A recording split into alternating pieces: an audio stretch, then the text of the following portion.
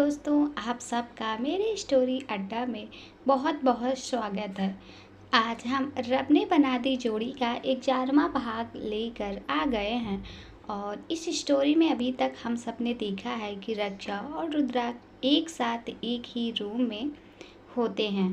तो अब आगे रक्षा रुद्राक्ष को किस करने के बाद उससे अलग होती ही उसके सीने से लग गई। रुद्राक्ष और रक्षा कुछ समय तक यूं ही एक दूसरे की बाहों में सुकून महसूस कर रहे थे। थैंक यू, रुद्राक्ष ने रक्षा को सीने से लगाए हुए कहा। रक्षा ने रुद्राक्ष के सीने से उठकर रुद्राक्ष की तरफ देखा। किस लिए? रक्षा ने रुद्राक्ष की आंखों में देखते हुए कंफ्यूज चेहरे से उससे पूछा। हमारी ज़िंदगी में आने के लिए और हमसे प्यार करने के लिए। हमने सोचा था आपका दिल जीतने में पता नहीं हम कामयाब होंगे भी या नहीं। हर वक्त ये डर सताता था कहीं आप हमसे दूर ना चली जाएं। रुद्राक्ष ने रक्षा के चेहरे पर आए बाल अपनी उंगली से रक्षा के कान के पीछे करते हुए कहा, आपने ऐसा कुछ किया है जिससे मैं इम्प्रेस ना होती। हमेशा से ही एक अनदेखी सी डोर है जो मुझे आपसे जोड़ती है। आपसे दूर तो अब मैं मरने के बाद भी नहीं होने वाली। अब मेरे दिल ने आपको चुन लिया है। अगर मर भी गई तो भी आपसे चिपकी रहूंगी, जैसे विक्रम के साथ बेताल, समझे? को कोई बचा नहीं सकता। आप उम्र कैद में हैं अब मेरी दिल के जेल में। रक्षा ने रुद्राक्ष की आंखों में देखते हुए कहा, हमें मंजूर है। रुद्राक्ष ने हंसते हुए कहा और अपना माथा रक्षा के माथे पर रख दिया। उन्हें यही दुनिया अब स्वर्ग लग रही थी। दोनों बस यही चाहते थे कि वक्त वही रुक जाए और वो हमेशा के लिए ऐसे ही एक दूसरे में खोए रहें। रानी रजिया महल के बाहर एक बड़ी सी कुर्सी पर बैठी हुई थी, जहाँ एक आदमी उनके एक तरफ उन्हें पंखी कर रही थी और दूसरी तरफ एक आदमी रानी रजिया को बड़ी सी छतरी लेकर उन पर छाया किए हुए था। बता, तुझे किसने भेजा था? जितना ही हम जानते हैं कि इस तरह की गिरी हुई हरकत तो सिर्फ वो गीदड़ चौहान खानदान हो कर सकता है। चूहे की तरह बिल में छिपकर दूसरे आदमी से हमला करवा सकता है। रानी रजिया ने नफरत से भरी नजरों से दांत पीसते हुए कहा, मारे कुबर शाह को भी तो तुम सिंह खानदान के लोगों ने बुजदिल की तरह छिपकर मारा था, धोखे से मारा था। तुम्हें ये बात शोभा नहीं देती। रजिया सिंह ठाकुर उस आदमी से चिल्लाते हुए कहा, ये तेरी इतनी हिम्मत तो हमारी रानी सा का नाम ले। रानी सा के सैनिक में से एक आदमी ने चिल्लाते हुए कहा। आसपास के आदमियों ने गुस्से भरी नजरों से उस आदमी को घूर कर चारों तरफ से उस पर बंदूक ठहरा दी। ठहरो, कोई बंदूक नहीं चलाएगा। राणा, ये सब बस एक गलत फहमी की वजह से है कि मेरी अपनी रानी रजिया ने इतना ही कहा और कुछ देर शांत हो गई। रानी रजिया के चेहरे पर गुस्से से ज़्यादा अब उदासी छाई थी। दोस्त की आड़ में धोखा दिया हमें। तेरे पति ने कुबर शाह को मारा। अपना कहने का हक तुम खो चुकी हो। उस आदमी ने रानी शाह को गुस्से से देखते हुए कहा, तेरी जुबान काट दूंगी। अपनी जुबान पर लगाम दे। हमारे ठाकुर ठाकुराइन देवता वो प्राण बचाना जानते हैं, लेना नहीं। राणा ने चिल्लाते हुए कहा। राणा, शांत। देखो, हम पहले भी कह चुकी हूँ, सूरज को हमने नहीं मारा था, वो बस एक हादसा था। लेकिन अब इन बातों का कोई फायदा नहीं है। तुम्हारे प्राण बख्श रहे हैं क्योंकि आज हमारे महल में अभिषेक, पूजा और साधु भोज हुआ है। रानी रजिया ने राणा को शांत कराते हुए उस आदमी को कहा, राणा, इसे कैद कर लो और हमारी बंदनी सा पर हमला करने के अपराध में इसे 100 कोड़े लगाओ। रानी रजिया ने राणा को देखते हुए कहा, जो हुकुम रानी साहब। राणा ने उस आदमी को उसके कुर्ते के कॉलर से उठाते हुए कहा, जल्द ही तुम्हारा दूसरा नाकाम कोर्स साथी भी पकड़ा जाएगा, उसे भी तुम्हारे पास भेज दूंगी। रानी रजिया ने हमला करने वाले आदमी से कहा। साथी, किसकी बात कर रही हो रजिया? हम चौहान गिद्ध नहीं जो साथ आए, हम शेर हैं। सामने से अकेले वार करते हैं, यूं नाकाम के पीछे चेहरा छिपा कर नहीं करते। वो दूसरा आदमी मेरे साथ नहीं था, उस आदमी ने रानी रजिया से कहा। क्या तुम्हारे साथ नहीं था तो फिर कौन था वो? रानी रजिया ने सोचते हुए कहा। ये जरूर झूठ बोल रहा है रानी साहब, राणा ने रानी रजिया से कहा। नहीं, मैं झूठ नहीं बोल रहा। ये बात तुम्हारी रानी साहब भी जानती हैं कि चौहान खानदान कभी पीठ पर या नाकाम पहनकर वार नहीं करता। उस आदमी ने गुस्से से कहा। राणा, ले जाओ इसे, ये ठीक कह रहा है। उस आदमी को जैसे ही पकड़ लो, हमें खमर कर देना, हम भी देखें आखिर कौन है वो उस नकाब के पीछे। रानी रजिया ने राणा से कहा और जाने लगी। उन्होंने देखा कि मान महल से बाहर हाथ में सांप लिए जा रहा था। मान सिंह, ये सांप कहाँ से ला रहे हैं आप? राजमहल में तो आज से पहले यूँ सांप कभी नहीं आते। रानी रजिया ने मान को देखते हुए कहा। जी रानी साहब, वो मान ने इतना ही कहा था कि वो सांप मान के हाथों से तड़पने लगा। वो सांप जोर जोर से फुकार मार रहा था और छूटने की कोशिश कर रहा था। इसे अचानक क्या हो गया? ये इतना बेकाबू कैसे हो गया? मान ने सांप को देखते हुए कहा, जो पूरे जोश से छूटने की कोशिश कर रहा था। मान, छोड़ो इसे, जानो दो, रानी रजिया ने कहा। जो हुकुम रानी सा। मान ने रानी सा के कहते ही उस सांप को छोड़ दिया। मान को डर जरूर लग रहा था, कहीं ये सांप उनके आदमियों को ना काट ले, लेकिन रानी सा को मना करने की या उनसे सवाल करने की इजाज़त मान के असूल उसे नहीं देते थे। रानी सा का हुक्म ही उसके लिए सब कुछ था। राज परिवार के लिए जान देने से भी वो कुछ कभी पीछे नहीं हटता था। वो सांप जैसे ही मान ने छोड़ा, वो तेजी के साथ राणा की तरफ बढ़ रहा था। राणा घबरा गया था, लेकिन इससे पहले वो कुछ करता, वो सांप उस आदमी को काटने लगा, जिसकी वजह से घायल हो गई। वो आदमी जमीन पर गिर गया, लेकिन वो सांप शांत नहीं हुआ।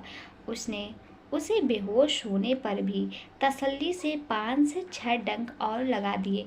कुछ ही देर में वो आदमी पूरा नीला पड़ गया, जैसे रक्षा का नीला पड़ा था, और उसके मुंह से झाग निकलने लगी थी।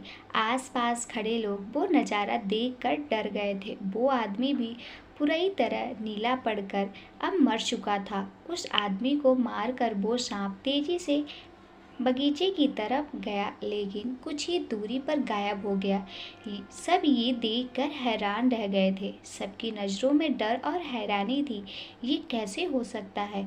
कहाँ गया वो? मान के मुंह से हैरानी की वजह से ये शब्द बाहर आए। हे महादेव का महल है, यहाँ कुछ भी संभव है। इस ठाकुर मेल में बाहर सिंह निवास नहीं बल्कि शिव निवास लिखा है। मान, इस जगह कोई आकर उनके भक्तों को नुकसान पहुँचाए तो यही होगा ना? रानी रजिया ने अभी भी उस जगह की तरफ देखते हुए कहा जहाँ से वो सांप गायब हुआ था। हर हर महादेव, हर हर महादेव। सभी तरफ महादेव के जयकारे लग रहे थे। सच है, महादेव अपने भक्तों पर न्याय कभी सहन नहीं करते। अपने बच्चों का न्याय शिव खुद करते हैं। महादेव के भक्तों को छूने से तो मौत भी डरती है। शिव की इच्छा के बिना शिव भक्त के प्राण लेना यमराज के हाथ में भी नहीं। शाम के समय रुद्राक्ष रक्षा के साथ महादेव की आरती कर रहा था। शाम की आरती में भी सारा ठाकुर परिवार और उनके सेवक मौजूद थे। आरती के समय भी रक्षा के मन में अभी भी रुद्राक्ष की चिंता सता रही थी। हे महादेव, आपकी दया से आज तक रुद्राक्ष जो ठीक रहे हैं और बेशक आगे भी रहेंगे, लेकिन बाबा ऐसी जिंदगी आसान नहीं लगती है। मैं नहीं चाहता मेरी पति हमेशा इन सब जालों में उलझे रहें। जब से आई हूँ हर रोज़ एक नया हमला, आखिर यह कैसे हो जाते हैं। अंदर ये लोग बाबा। रक्षा ने भोले बाबा से आरती के समय उनसे मन में ही बातें करते हुए कहा। रक्षा का ध्यान इस एक सवाल पर रुक गया कि आखिर वो लोग अंदर कैसे आ जाते हैं। आखिर महल में इतना कड़ा पहरा है, हर किसी की पहचान होने के बाद भी उसे अंदर आने दिया जाता है। फिर कैसे कोई बाहर वाला अंदर आ जाता है। अब ऐसा तो हो नहीं सकता कि महल के पहरेदार इतने बेवकूफ़ हैं जिन्हें शक नहीं होता किसी पर, और वो आदमी को पेड़ पर बैठा था धनुष बाण के साथ भला कैसे अंदर आ गया। आज कैसे किसी की नज़र में वो आदमी नहीं आया जो मेरी कमरे में आया था। रक्षा अपने मन में सवालों के पहाड़ लिए खड़ी आरती कर रही थी। रक्षा का दिमाग अब कुछ चल रहा था, उसे कुछ गड़बड़ तो लग रही थी। तो बाबा, इसका मतलब तो यही हुआ ना कि कोई महल के अंदर वाला ही उन लोगों के साथ मिला हुआ है।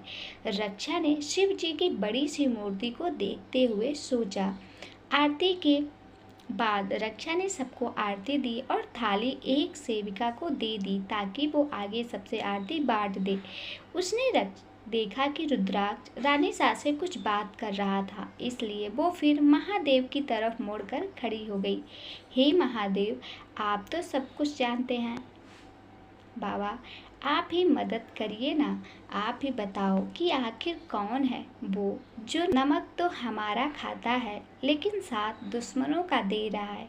कौन है जो महल के अंदर रहकर बाहर वालों को अंदर आने में मदद कर रहा है। रक्षा ने महादेव की मूर्ति को देखते हुए सवाल किया। बंदनी सा रानी रजिया ने रक्षा के कंधे पे हाथ रखते हुए कहा। जी मासा। रक्षा ने रानी रजिया की तरफ मुड़ते हुए मुस्कुराते हुए कहा। उसकी ये मुस्कान देख रानी रजिया एक सोच में पड़ गई। कहिए ना मासा, क्या बात है। रक्षा ने रानी रजिया का हाथ अपने कंधे से पकड़कर अपने दोनों हाथों में लेते हुए कहा। इतना सब होने के बाद भी आप मुस्कुरा रही हैं, लेकिन आपकी इस मुस्कुराहट के पीछे का दर्द आपकी मासा समझ सकती हैं बेटा। रानी रजिया ने रक्षा की नम आंखों को देखते हुए कहा। हमें माफ़ कर दो बेटा। रानी रजिया ने रक्षा से माफ़ी मांगते हुए कहा। नहीं नहीं मासा, आप ऐसा क्यों कह रही हैं। आप माँ हैं हमारी, आप आशीर्वाद दे दीजिए, सब ठीक हो जाएगा। मेरी माँ मुझसे माफ़ी मांगे, वो भी महादेव के सामने, तो अच्छा नहीं लगेगा मासा। माँ तो भगवान से बड़ी होती हैं, आप माफ़ी ना मांगे मासा। रक्षा ने रानी रजिया का हाथ जोड़ने से रोकते हुए कहा।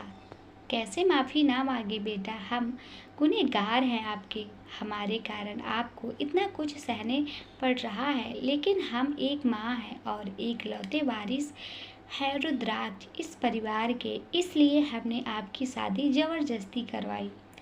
इस शादी के कारण आप रुद्राक्ष की सभी चोटें अपने आप पर झेल रही हैं। बेटा, एक माँ है हम, इसके अलावा कोई दूसरा रास्ता नहीं था हमारे पास, माफ़ कर दीजिए हमें। रानी रजिया ने रक्षा से कहा। ये आप क्यों कह रही हैं मासा, आप नहीं जानती हैं रुद्राक्ष जी से मेरी शादी करवा कर आपने मुझ पर कितना बड़ा एहसान किया है। मुझे आज रुद्राक्ष जी जैसा पति मिले तो सिर्फ आपकी वजह से, नहीं तो मैं अगर 1000 साल तपस्या करती फिर भी शायद महादेवी ने मुझे देते। आपने मेरी ज़िंदगी में खुशियाँ दी है मासा, वरना ये चोटें देखकर जो आप दुख हो रही हैं, इससे भी गहरी चोटें ज़िंदगी ने दी है। कुछ तो आत्मा पर है जो आज भी इनसे कई गुना ज़्यादा दर्द देती हैं। मासा, एक अनाथ हूँ मैं, मेरी ज़िंदगी बहुत मुश्किल रह चुकी है, काफ़ी कुछ सह चुकी हूँ मैं, इसलिए इन सब से फ़र्क नहीं पड़ता मुझे। आप फिक्र ना करें, मैं रुद्राक्ष जी को खरोच तक नहीं आने दूंगी।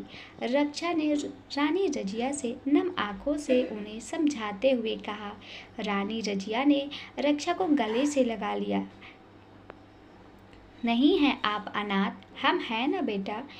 हमारे रहते कैसे अनाथ हैं आप, हम रुद्राक्ष की तरह आपकी भी मासा हैं। रानी रजिया ने रक्षा के सर पर हाथ फेरते हुए कहा। रक्षा रानी रजिया से लिपट गई और उसने हाँ में सर हिलाते हुए कहा, जी मासा। रानी रजिया ने रक्षा से अलग होकर उनके माथे को चूम लिया। हमारी बच्ची, शिव जी आपको सदा सुखी रखे। रानी रजिया ने रक्षा के आंसू पोंछते हुए कहा, ये तो गलत बात है मासा। बंदनी सा के आते बेटे को भूल गई आप। सारा प्यार क्या उन्हीं पर लुटाएंगी? रुद्राक्ष ने बच्चों जैसा मुंह बनाते हुए कहा। रक्षा और मासा रुद्राक्ष को देखकर हंस पड़े। मासा ने एक बाजू रक्षा के कंधे पर रखी हुई थी। उन्होंने दूसरी बाजू उठाकर रुद्राक्ष को अपने पास बुलाया। रुद्राक्ष भी एक छोटे बच्चे की तरह मासा के पास खुशी से चलकर उनके गले लग गया। रुद्राक्ष और रक्षा रानी सा के लेफ्ट और राइट साइड खड़े थे। रानी रजिया उन दोनों की तरफ बारी बारी से देख रही थी और बहुत खुश हो रही थी। महादेव करे आप दोनों यूं ही हंसते मुस्कुराते रहें। रानी रजिया ने रक्षा और रुद्राक्ष को बारी बारी से देखते हुए कहा। रुद्राक्ष और रक्षा ने एक दूसरे को प्यार भरी आंखों से देखते हुए मुस्कुरा दिया। अच्छा, अब आप दोनों को देरी हो रही होगी, आप लोग जाइए। रानी रजिया ने रुद्राक्ष और रक्षा को देखते हुए कहा। देरी? हम कहीं जा रहे हैं क्या? रक्षा ने कन्फ्यूज चेहरे से रानी सा और फिर रुद्राक्ष को देखते हुए पूछा। लगता है रुद्राक्ष ने आपको बताया नहीं कि वो आपको कहीं बाहर ले जा रहा है। चलिए अब आप दोनों बातें करें, हम भी चलते हैं। गांव में कुछ मसलों पर सोहन जी से बात करनी है। रानी रजिया इतना कहकर वहाँ से महल की तरफ बढ़ गई। अब वहाँ रुद्राक्ष और रक्षा के अलावा कोई नहीं बचा था। रुद्राक्ष ने रक्षा की तरफ देखा जो कि पहले से उसे ही देख रही थी। तो आपने मुझे बताया नहीं, कहाँ जा रहे हैं हम?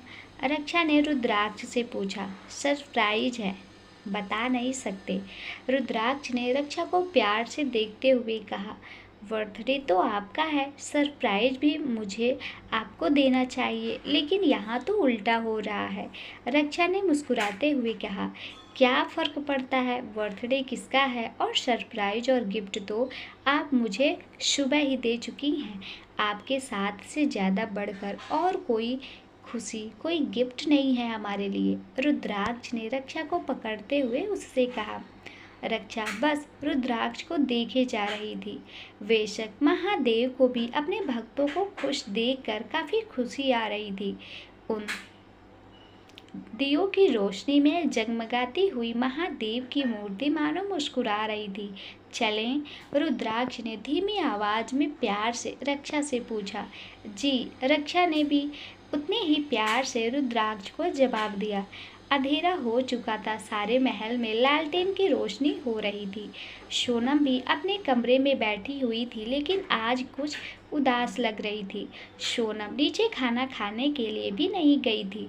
दोपहर से सोनम तब से कमरे की खिड़की दरवाजे बंद करके बेड पर चढ़ी हुई थी। जब से मान सांप को रूम से लेकर गया था, शायद आज खुद सहम गई थी और उसे थामने वाला वहाँ कोई भी नहीं था। रक्षा भी अब अपनी शादीशुदा जिंदगी में व्यस्त हो गई थी, जिससे सोनम अब बिल्कुल अकेली पड़ चुकी थी। आज महसूस हो रहा था कि पिंजरे में पंछी कैसा महसूस करते हैं, लेकिन असल में तो मेरी हालत उनसे भी गई गुजरी है। उनको देखता तो है कोई, लोग उनसे खेलता तो है ही, चाहे दिन में एक बार ही सही, लेकिन मैं तो उस कैद में हूँ जहाँ मेरे पास कोई भी नहीं। सोनम ने अपनी आँख से एक आंसू बहाते हुए कहा। मान कमरे के बाहर ही बैठा हुआ था। उसे पता था कि सोनम दोपहर से बाहर नहीं आई थी और ना ही उसने कुछ खाया था। सुबह तो उसने पूजा के बाद अपने कमरे में ही खाना खाया था, पर जब से वो शाम का हादसा हुआ था, उसके कमरे से तो कोई आवाज़ ही नहीं आ रही थी। जितना हमें पता है, दिन में तो ये नहीं सोती हैं, फिर आज इसके कमरे से इतनी शांति क्यों है? रोशनी भी कमरे की कम ही लग रही है। आखिर ये कर क्या रही हैं? मान ने सोनम के कमरे के आगे पीछे चक्कर काटते हुए मन में कहा। सोनम अपने कमरे से आज तक कभी इतनी शांत नहीं हुई थी। मान का दिल अब घबराने लगा था कि कहीं कुछ गलत तो नहीं है अंदर, कहीं बेहोश तो नहीं हो गई हैं। मान ने परेशान चेहरे के साथ कहा और उसने दरवाज़ा खोल दिया।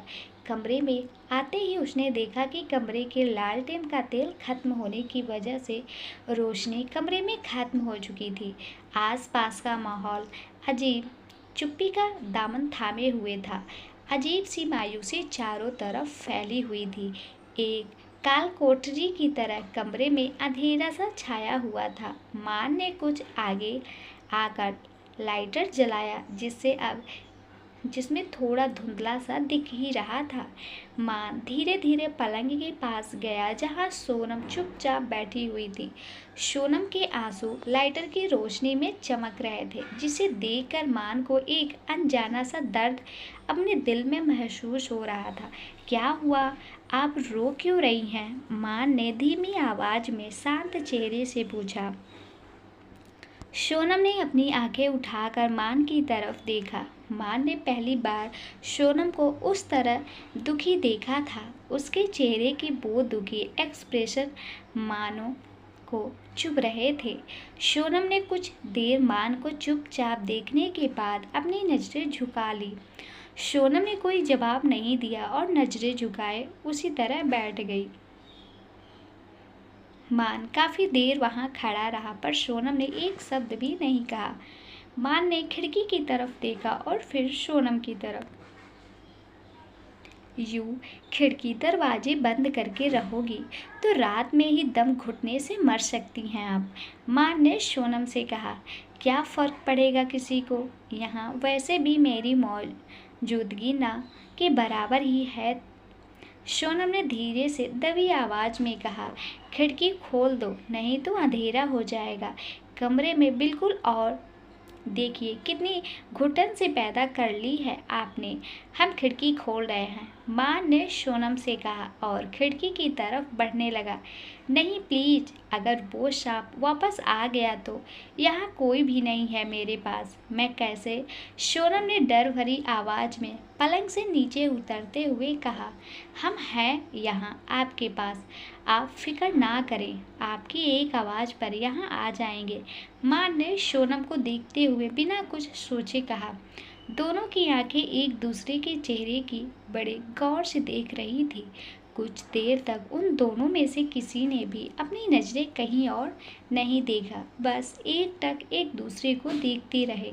एक अनजान सी फीलिंग दोनों के दिलों में उमड़ रही थी। अचानक से लाइटर बंद हो गया, जिससे सोनम ने आगे बढ़कर मान के सीने से लग गई। मान को तो मानो एक बार में ही 1000 वाट का झटका लग गया था। मान ने फिर से लाइटर जलाया और नीचे नज़रें झुकाकर सोनम की तरफ देखा। उसकी दिल की धड़कनें बहुत ज़्यादा तेज हो गई थी। सोनम तो इतनी तेज धड़कनें सुनकर घबरा ही गई और जल्दी से मान से पीछे हट गई। क्या यार, तुम क्या किसी को संभालोगी? खुद की हार्ट अटैक आ जाएगा तुम्हें तो। सोनम ने हंसते हुए कहा। मान का चेहरा जिंदगी में पहली बार शर्माने की वजह से लाल हुआ था। वेट, तुम शर्मा रहे हो? सोनम ने मान की लाल गालों की तरफ उंगली करते हुए हंसते हुए कहा।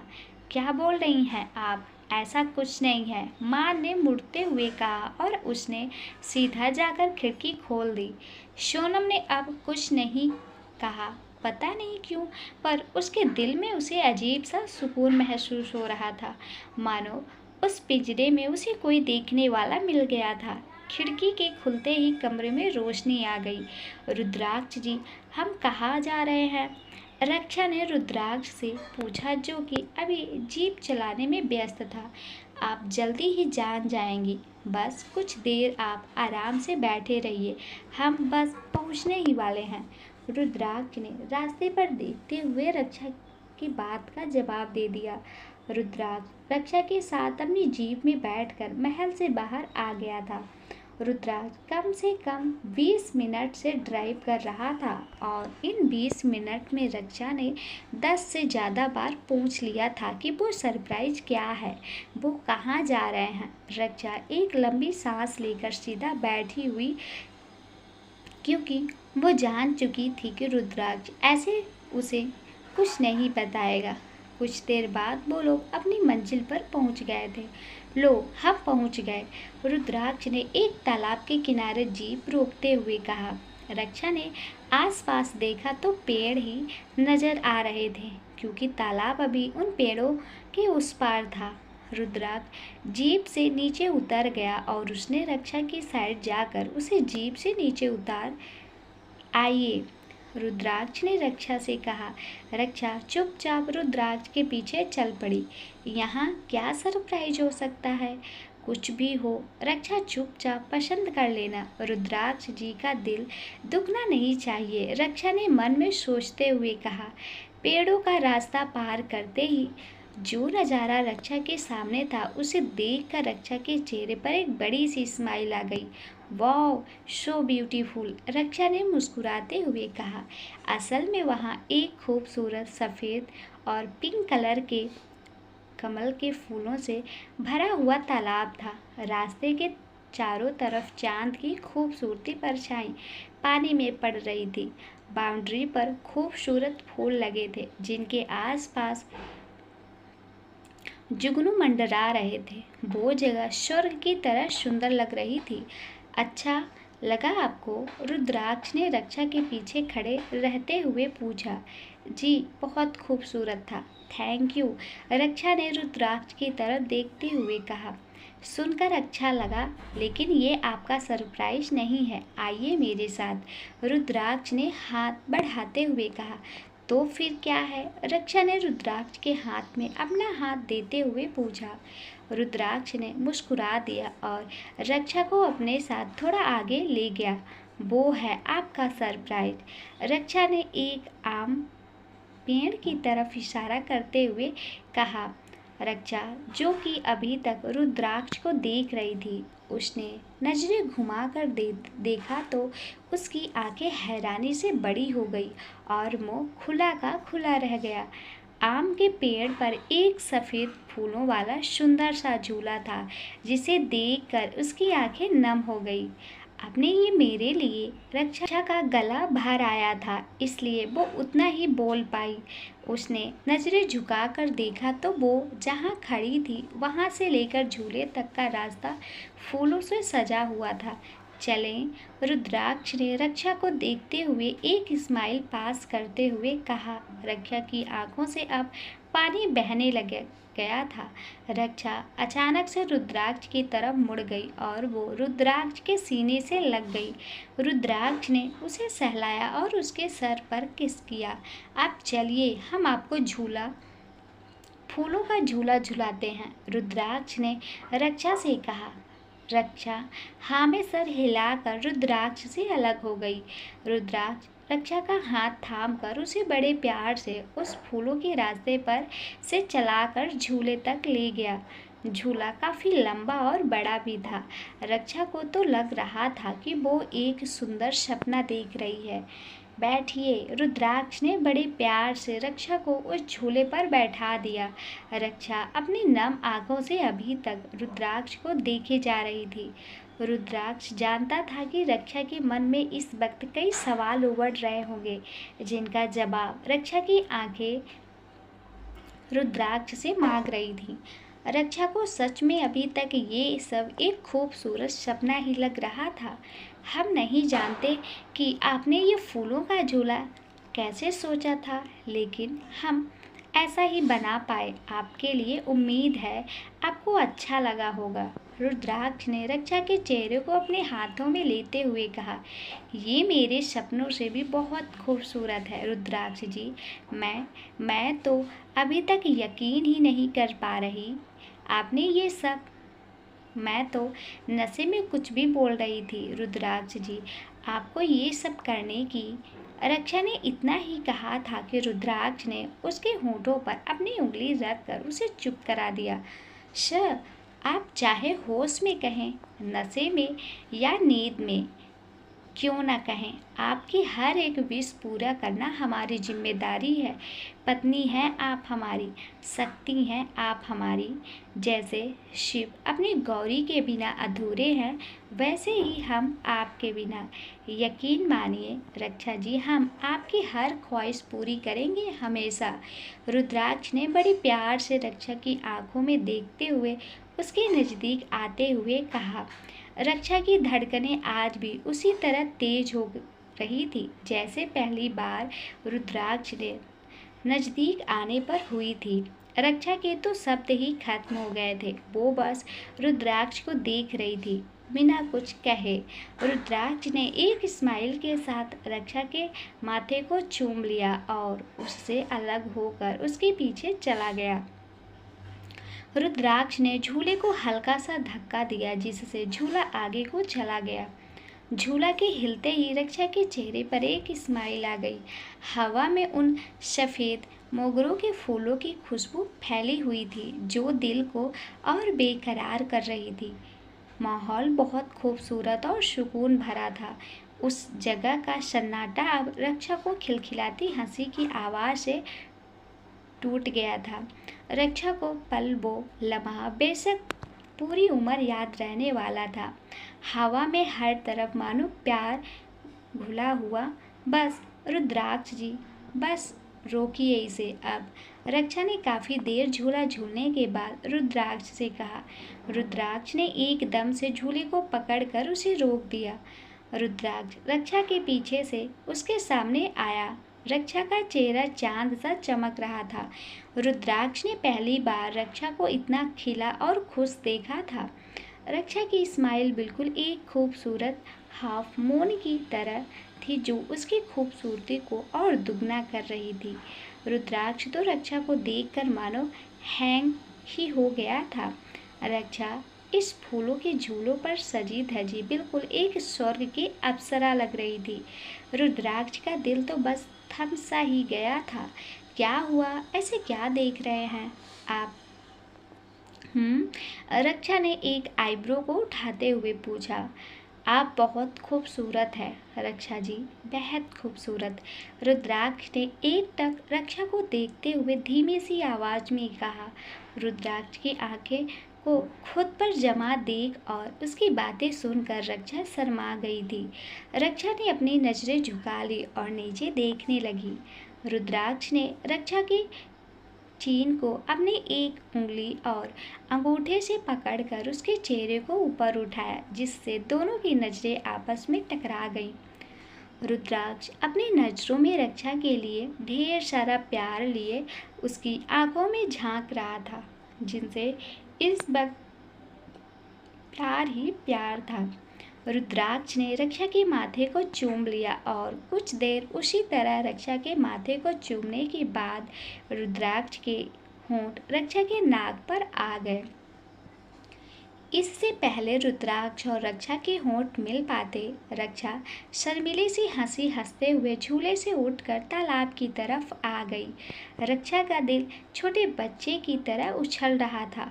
रुद्राक्ष जो कि अभी भी उसी पोजीशन में फ्रीज था, मुस्कुराते हुए सीधा खड़ा होकर पीछे रक्षा की तरफ मुड़ गया। रक्षा बाहें फैलाए हवा को महसूस कर रही थी। रक्षा आसमान की तरफ देखती हुई एक स्माइल के साथ अपनी ज़िंदगी में खुशियों का वेलकम कर रही थी। रुद्राक्ष भी रक्षा के पीछे जाकर उसे पीछे से खड़ा हो गया। रुद्राक्ष के छूते ही रक्षा के शरीर में मानो बिजली दौड़ गई हो। रक्षा ने अपना हाथ रुद्राक्ष के हाथों पे रख दिए जो उसके पेट पर थे। कैसा लगा आपको हमारा सरप्राइज? रुद्राक्ष ने रक्षा के कानों में लगभग फुसफुसाते हुए पूछा। रुद्राक्ष के होंठ रक्षा के कानों को छू रहे थे जो रक्षा के शरीर पर एक अजीब सी सनसनाहट पैदा कर रहे थे। मेरे पास वर्ड ही नहीं है रुद्राक्ष जी, आपको बताने के लिए मुझे कितना अच्छा लगा। थैंक यू रुद्राक्ष जी, रक्षा ने रुद्राक्ष की तरफ मुड़ते हुए कहा। रुद्राक्ष के हाथ जो रक्षा के पेट पर थे अब उसकी कमर से उसे थामे हुए थे। रक्षा के हाथ रुद्राक्ष के कंधों पर ठहर गए थे। थैंक यू कैसा रक्षा जी, आपने हमें आपके लिए ये सब करने को मौका दिया। हम इसके लिए आपको थैंक यू बोलना चाहेंगे। आप नहीं जानते इस दिल में कितना दर्द था जब हमें ये ख्याल आता था कि ना जाने आप हमसे कभी प्यार करेंगी भी या नहीं।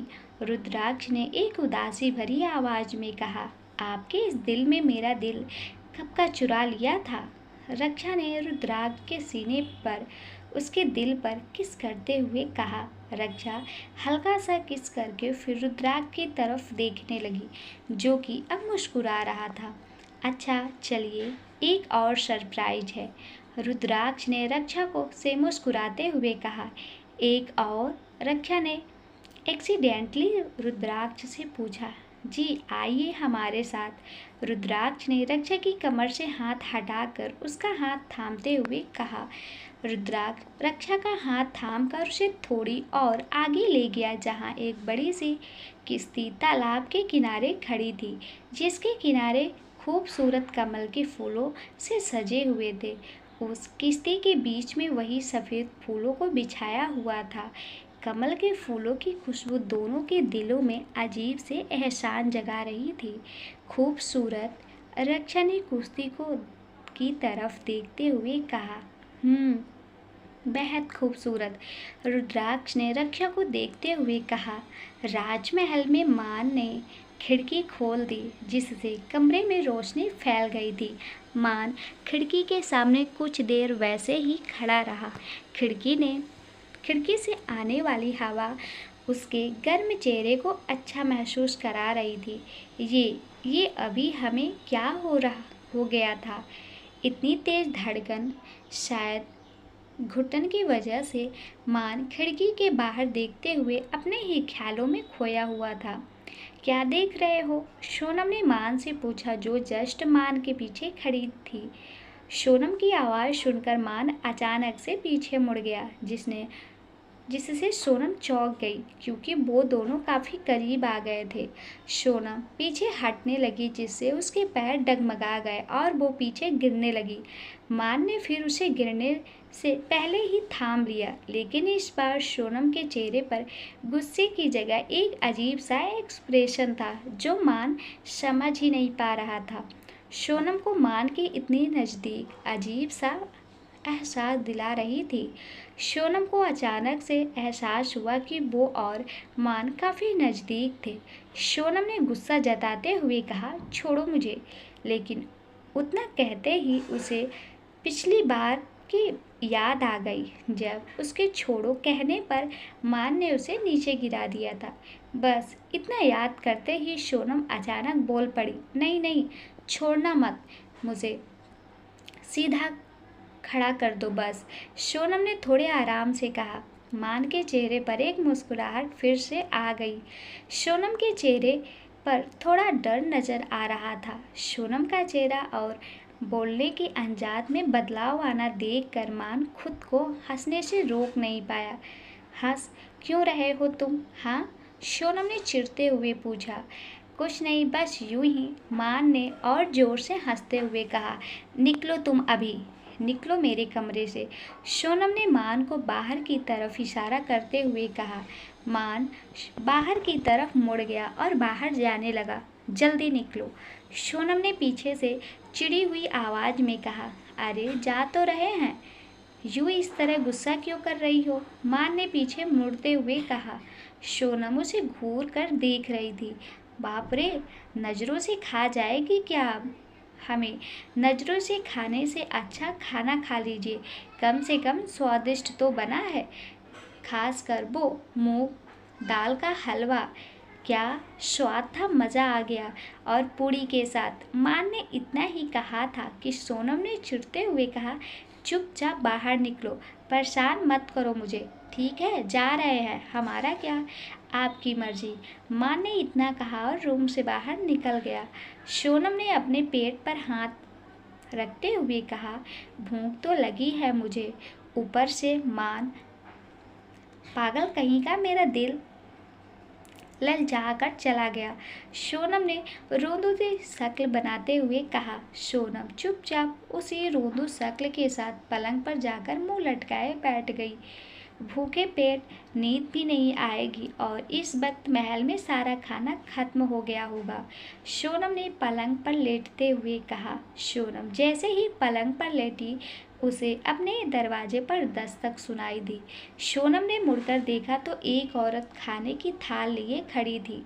जी रानी साहब, आपके लिए खाना भिजवाया है, आप नीचे खाना नहीं आई इसलिए, औरत ने सोनम से कहा। खाना देखकर सोनम की जान में जान आई। आप टेबल पर रख दीजिए, सोनम ने पलंग से उतरते हुए कहा।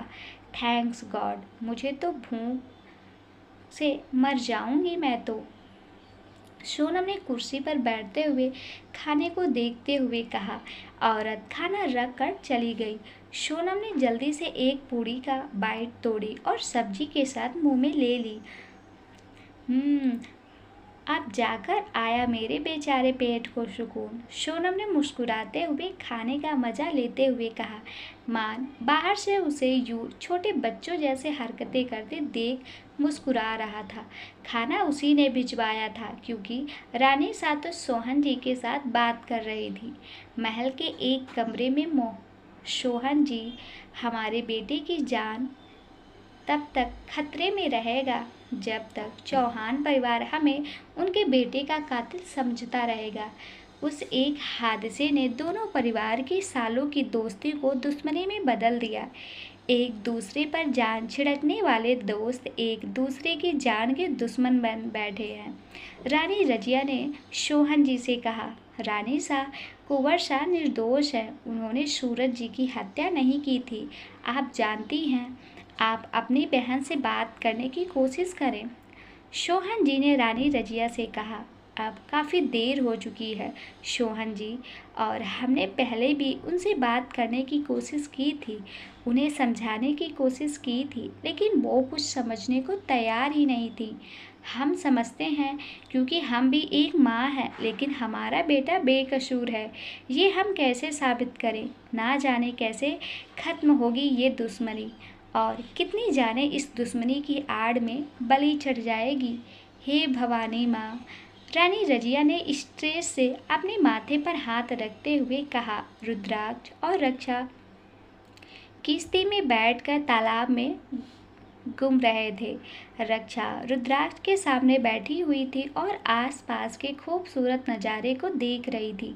तालाब के कुछ बीच में आकर रुद्राक्ष ने चुप्पी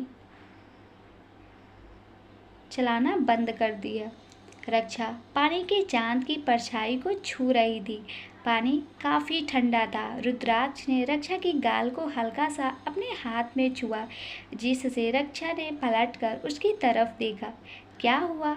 रक्षा ने रुद्राक्ष से पूछा। रुद्राक्ष ने मुस्कुराते हुए बड़ी शांत आवाज़ में जवाब दिया, कुछ नहीं, बस अपने चांद को छू रहा था। तो दोस्तों, अगर ये स्टोरी आपको अच्छी लगी हो तो वीडियो को लाइक और चैनल को सब्सक्राइब ज़रूर करें। थैंक्स दोस्तों।